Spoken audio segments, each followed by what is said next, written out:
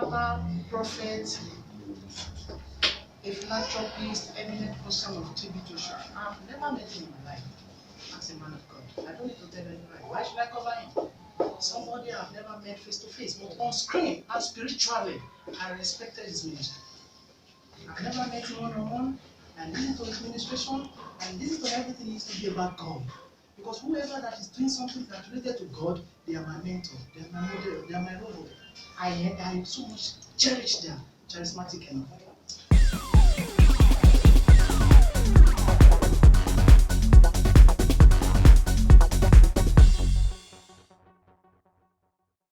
Thank you very much. See, if you happen to be a real child of God, you don't need to chastise, to criticize, to prejudice. You don't need to molest, to mock any man of God. It's a sin. Because I remember reading in the book of Proverbs chapter 16. That God says something over there. Even in the book of Ephesians, that God says, "Thou shalt not utter any negative word to any human being." Even in that chapter, verse 5 of that proverb, it says, even if the whole world gathered for deliverance, it will deny the prayer of those people. So it is very barbaric. It is an ignorant attitude for you to prejudice, to condemn, to judge a man of God. Come what it, a man of God like T.B Joshua. In the whole world, he is highly recognized. In Nigeria, he is an eminent man of God. I've never seen somebody that is so powerful like him, who is so dedicated, who has a lot of things to give to we coming up ministers of God. So if a man of God is not trying to prejudice, what does he want to get from that? So to come to your answer, such a man, I don't believe. I will use Genesis chapter 12 verse 3. I would love you to read it when you get it. To me, those are the prophets of God that didn't know anything about the word of the Lord. He is a prophet. I don't know why they are calling him a prophet. Anybody can give himself any title.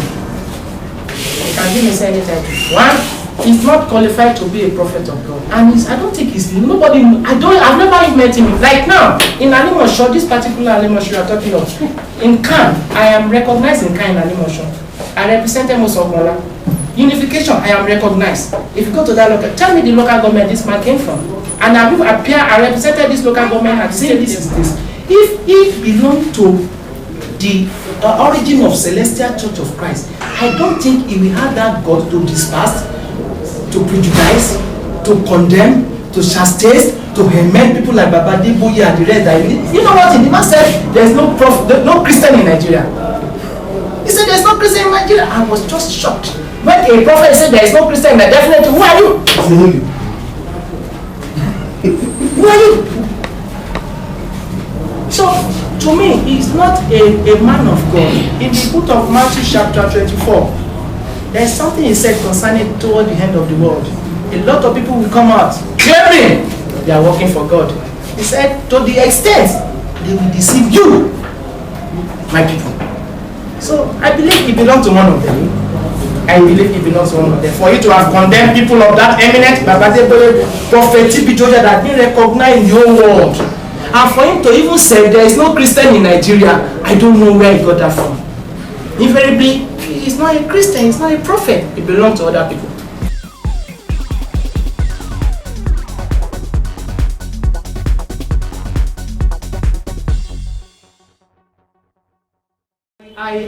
I read it as well on social media. When God speaks, you know what the Bible says in the book of that Isaiah 55? It said, whatever my prophet said, it will never go back to his word. It must manifest. It must manifest. Now, all the prophecy he gave, I've told you spiritually the date God gave him, that he told every one of us, that was the date God eradicated the power behind pandemic virus in Nigeria. And henceforth, since that day, God will try the whole world. there are some countries that started this thing, that this thing emanated from, they are no more experiencing it in highest percentage anymore. Up to this level. Even in Nigeria that I'm talking of, the way it started in Nigeria is no more existing. People don't have the fear anymore. All right, sir. How would you explain this to a layman? To be arguing on anything.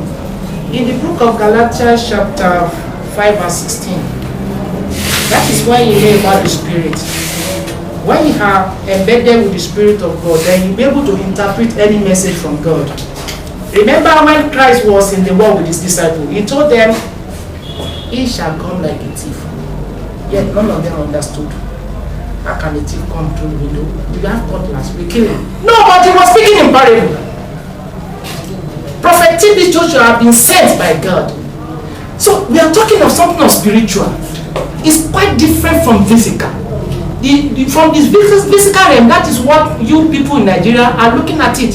But spiritually, I told you, the power behind, that power of catastrophe, that power of affliction has been totally eradicated by Christ spiritually. Since that date, God gives to him. So the remnant is what we are just seeing. That is why Jesus was telling his devil, like a thief in the midnight, in the night. Just wash out. Wash out. Spiritually, the day is effective with God. But because you are not in spirit, that is good of Galatians chapter 5 verse 16. He said, when you are in the spirit, the word of you, your body will be out of lust of flesh. But flesh is what you are using to compare, to ponder it on the message. But from the Lord, the day given to him by our Lord Jesus Christ from heaven to T.B Joshua has been manifest. That was the day the power of pandemic, COVID-19 virus has been totally eradicated in Nigeria. In the whole world. So any of his prophecy have actually come to pass.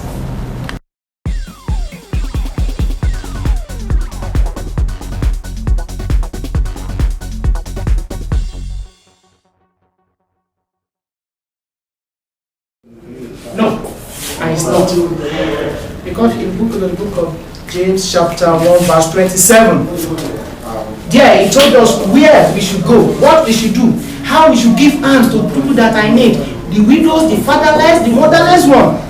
Are you with me? He's not doing it for show. What does he want to tell me? The shows he need from it. Tell me what does he need. Is it for him to be recognized by who? He has been known.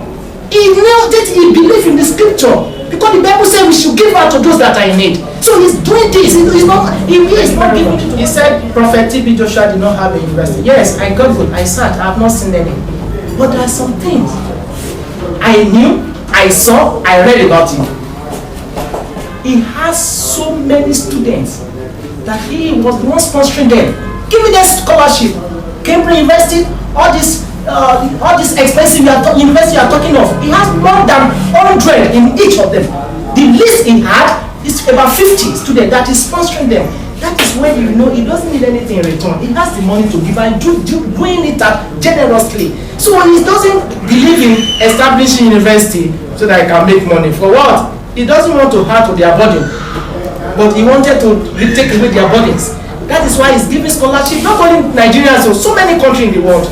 He's doing that. He's giving that scholarship. He doesn't believe in establishing a university to make money. No, he's giving that God has given to him.